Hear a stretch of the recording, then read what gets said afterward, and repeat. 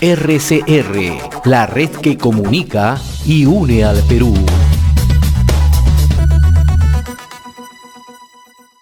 Somos RCR, Red de Comunicación Regional. Estamos transmitiendo directamente en nuestra plataforma central, plataforma digital, ubicados en Lima, ciudad capital de la República. Como siempre, nuestro agradecimiento a las estaciones de radio que nos permiten ingresar a distintos puntos del territorio nacional. Y también ahora ya nos puede seguir a través de nuestro canal YouTube, rcrperú.com, y también a través del Facebook Live, ¿no? Vamos a establecer a esta hora comunicación vía Zoom y le agradecemos como siempre la amabilidad que tiene con RCR, Red de Comunicación Regional, con el doctor Francisco Pantigoso. Él es director ejecutivo del estudio Pantigoso y Asociados, especialista en Derecho Tributario, docente en la Universidad del Pacífico, la Universidad Peruana de Ciencias Aplicadas. Doctor Pantigoso, como siempre es muy grato conversar con usted, muy amable por atender a RCR. Hola Pepe, ¿qué tal? Un gusto nuevamente estar con ustedes, encantado de apoyarlos. ¿Cómo estás? Bien, como experto en temas tributarios, usted en un reciente artículo detalla que la primera disposición complementaria transitoria del decreto legislativo 1421 estaría violando los principios constitucionales, ¿no? Y hace todo un desarrollo, ¿no? En primer lugar, ¿qué establece esta primera disposición complementaria y por qué resulta inconstitucional, ¿no? Lo que pasa es que esa primera disposición complementaria transitoria del decreto legislativo 1421, que sale obviamente por facultades delegadas, interpreta, ¿no?, una modificatoria al Código Tributario que hizo el 1113, otro decreto legislativo, ¿no?, en el inciso 7 del 44. Y lo que está interpretando es que a partir del 28 de noviembre del 2012, la SUNAT puede notificar, ¿no?, resolución de determinación y de multa sobre años ya prescritos para lo que era la determinación de la deuda, ¿no? El tribunal fiscal ya había interpretado que eso no podía ser retroactivo. O sea, tú sabes muy bien que una norma rige para hechos del futuro, no hechos cumplidos. Y este 1421, ¿no?, en su primera disposición complementaria transitoria, hace una interpretación, a mi modo de ver, inconstitucional, por cuanto está dando o está reavivando, ¿no es cierto?, hechos del pasado a través de las posibilidades que se notifiquen resolución de determinación y con eso exigir el pago. Indudablemente, Pepe, yo creo que acá, por principios, ¿no?, del derecho constitucional, esto debería salir favorable, ¿no?, en este caso al Colegio de Abogados de la Libertad que interpuso la acción, ¿no? No es dable en estos momentos, y es una mala señal, ¿no es cierto?, que estemos retrocediendo en lo legislativo, ¿no?, que estemos violando principios como el de legalidad, porque además, Pepe, la norma autoritativa que determinó ese 1421 nunca determinó la facultad de interpretar normas del pasado, ¿no?, como el 1113.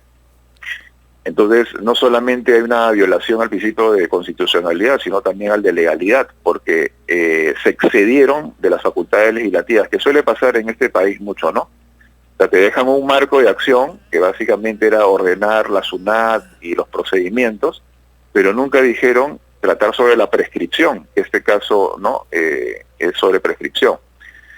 Entonces, lamentablemente, pues, esto ha continuado, ¿no? Esa norma pretende ser interpretativa, ¿no?, esa primera disposición complementaria transitoria, pero como te digo, excede el marco de la ley autoritativa y es retroactiva. Además, también recuerda, Pepe, que hay un principio que es el de la seguridad jurídica, ¿no? Las normas tienen que ser predictibles, ¿no? Nosotros no podemos tener normas que jueguen con la seguridad de los contribuyentes en cuanto a sus actos, ¿no?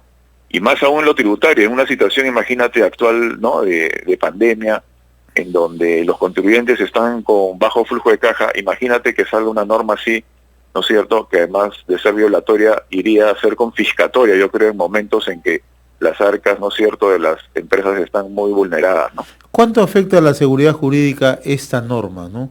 Porque tú además has dicho, esto genera desconfianza y además, ¿no?, de una u otra manera genera que no exista un principio de predictibilidad, ¿no? Entonces, claro, ¿cuánto afecta al tema tributario y cuánto afecta a la seguridad jurídica, ¿no?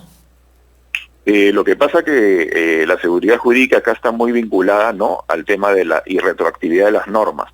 ¿Ya? Lamentablemente, Pepe, en la Constitución siempre se ha dicho, oye, falta con todas sus letras que se diga, ¿no?, el respeto a la seguridad jurídica. En realidad está en la doctrina más que en la Constitución. Es un principio transversal. Solamente, por ejemplo, en el artículo 62 se habla un poco de la seguridad de las inversiones, ¿no?, extranjeras. Pero debió estar, por ejemplo, en el artículo 2 de la Constitución de los derechos de los ciudadanos, ¿no?, el derecho a la seguridad jurídica.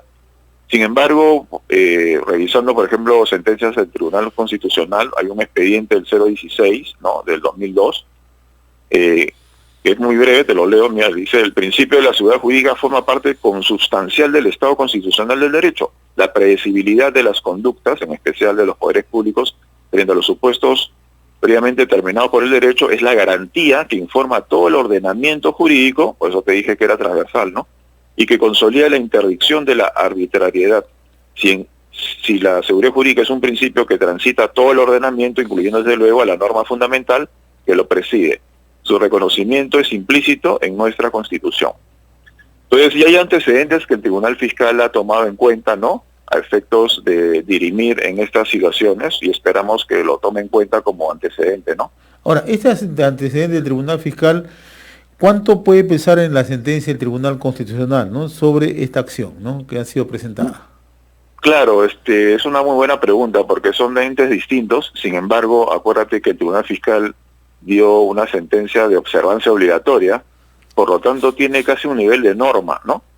Y yo creo que en aras justamente de la seguridad jurídica, y porque el Tribunal Fiscal también vigiló la irretroactividad como un principio fundamental, yo creo que debería seguir la misma línea. Sin embargo, son dos entes distintos. Ya ha habido casos en que el Tribunal Constitucional ha tenido una opinión distinta al Tribunal Fiscal, ¿no? No necesariamente va a ser la misma. Esperemos que sea la misma, porque están, en este caso, respetando los principios que existen, ¿no? Acuérdate que el 103 de la Constitución claramente habla de la irretroactividad, y esto debería ser, ¿no?, una línea coherente del Tribunal Constitucional con esta sentencia que tú dices del Tribunal Fiscal, ¿no?, que se dio pues en el 2017. Vamos a ver qué pasa, ¿no? Es un tema que se va a dirimir a fin de mes, un tema muy interesante, muy rico en el derecho. En efecto, ¿no? Aprovecho esta comunicación, Francisco Matigoso, para hacerte una consulta también en el marco tributario, ¿no? La semana pasada el gobierno, a través del Ministerio de Economía y Finanzas, presentó el plan multianual, macroeconómico multianual, y ahí se proyecta una caída de los ingresos fiscales del 20% durante este año, ¿no? Incluso ayer el Diario del Comercio, con un informe del Instituto Peruano de Economía, también traza, ¿no?, este escenario, ¿no? ¿Qué es lo que está ocurriendo? ¿Cuánto nos está afectando la pandemia en el tema de recaudación, ¿no? Para decirlo de manera simple, ¿no?, ¿cuánto se deja de ingresar a las arcas? Sí, se está proyectando, sí, también lo leí, se está proyectando una recaudación de menos 20% en relación al 2019, ¿no?, en promedios, ¿no? Se habló que la pesca y la minería pues han tenido un bajón, ¿no? Digamos que de alguna manera es el reflejo de varias cosas, Pepe, porque uno, obviamente, la caída de la economía, ¿no? Indudablemente las empresas, si no venden, no van a tener ni IGB, ni pagos a cuenta, ni menos regularización del impuesto a la renta. Pero también han habido ciertas medidas, ¿no?, que culminan en julio, y por eso ya hay un rebote, ¿no?, en la recaudación. Y esas medidas eran pues la prórroga del impuesto a la renta de regularización, ¿te acuerdas? Que fue entre junio y julio, lo que debió ser en marzo. Bueno, también ha habido el régimen de recuperación anticipada del IGB, ¿no? También la liberación, recordarás, del fondo de extracciones de manera anticipada, ¿no? El RAF, que es el reglamento, el aplazamiento y fraccionamiento, ¿no? Un beneficio que termina este mes, el 30 de septiembre, ¿no? Ojo con eso. Y bueno, también recordemos que los pagos a cuenta muchas veces se han suspendido, modificado, porque había ese espejo comparativo, ¿no?, del año anterior, y si bajabas menos del 30% o suspendías o modificabas. Todo eso, sumado a la realidad económica que te dije al comienzo, indudablemente genera un bajón, que ha sucedido pues en épocas de guerra, en épocas, ¿no es cierto?, el fenómeno del Niño, etcétera, ¿no? Obviamente el fenómeno del Niño fue digamos, centralizado en ciertos lugares del país, pero esto es un denominador común, ¿no? Y además que es mundial, ¿no? Entonces, es natural que esto pasara. Indudablemente no hay que, creo, asfixiar a las empresas. No es que la realidad, ¿no es cierto?, después de julio volvió a ser la misma, sino que es todavía una línea continua de quebrantamiento de la cadena de pago. O sea, yo creo que el fisco debería ser todavía flexible, ¿no? Y no matar a la gallina de los huevos de oro, ¿no? Dejando que las empresas finalmente quiebren con cobranzas coactivas que ya han salido a la luz. O sea, no es que termina la prórroga y el mundo es el mismo, ¿no? Más bien yo creo que está peor porque la cadena no se reapertura y es un lento proceder. Te digo nomás una contradicción que existe. En el régimen de aplazamiento y fraccionamiento, tú sabes que uno se puede acoger a las deudas, ¿no es cierto?, que sean exigibles. Pero como ha habido prórrogas, por ejemplo, junio y julio vencen ahora en septiembre, ¿no? Entonces los contribuyentes apurados para, digamos, ponerse en el fraccionamiento, por ejemplo, abril, mayo, tienen el problema de que no pueden acogerse a junio y julio porque todavía no son exigibles por la prórroga. Y si no hacen por abril y mayo de una vez el fraccionamiento, cobranza coactiva les cae. O sea, tienen un círculo vicioso encima, ¿no?, de cobranza coactiva versus la división de fraccionamiento, que no se ponen de acuerdo.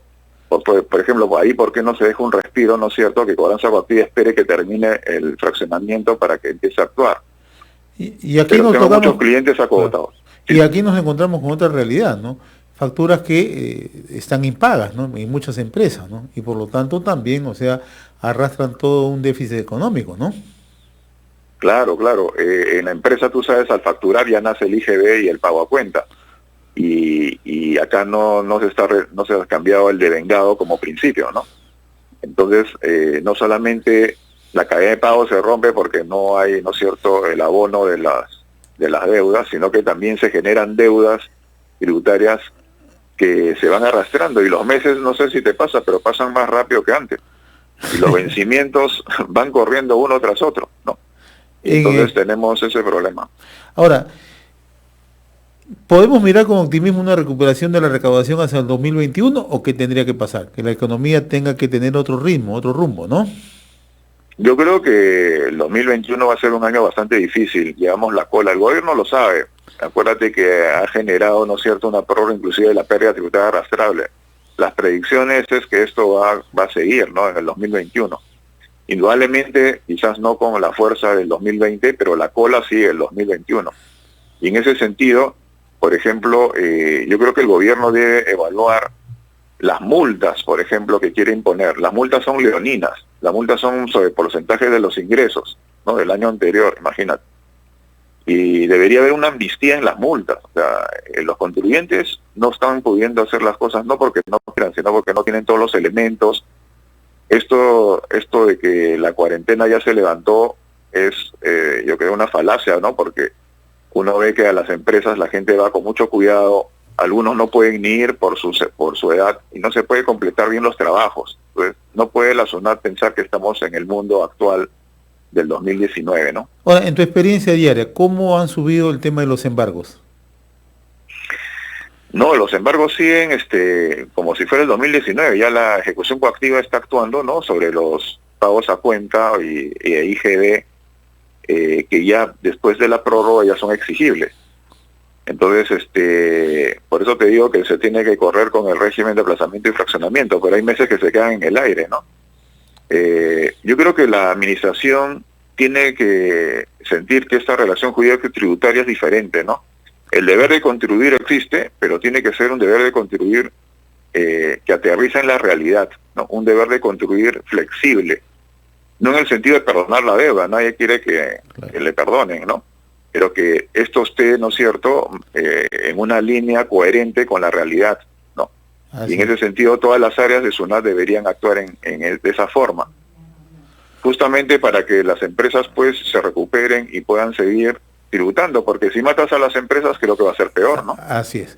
Muy bien, al doctor Francisco Pantigoso, director ejecutivo de Pantigoso Asociados, especialista en Derecho Tributario, docente en las Universidades de Pacífico, Universidad Peruana de Ciencias Aplicadas. Como siempre, un gusto, Francisco. Vamos a ir compartiendo. Gracias, muy amable. Gracias. Hasta luego. Hasta luego. Hasta luego. Bueno.